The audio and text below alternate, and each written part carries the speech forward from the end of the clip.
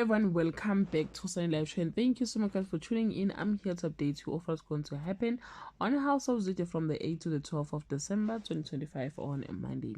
Nkosi shocks everyone by returning to work and hiring Gogo Siya as his advisor, while Neo struggled to trust Ona after the kiss.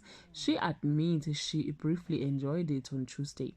Nkosi hires Gogo Siya as his advisor, leaving Faith furious and desperate to drive her way, while Ona clashes with KD after a tense, flirtatious meeting reignites all tension on Wednesday.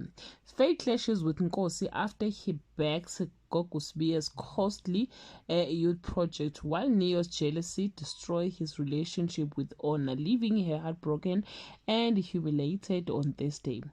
Gogo Siya wins Nkosi's full support and shocks the family by joining dinner uninvited, while Ona mourn her breakup and Pearl regain her confidence by fighting back on Friday. Gogo Siya ends Nkosi's trust after revealing her past and shocking the group with a reading, while Ona grows closer to KD, who surprises her by rejecting her emotionally vulnerability state.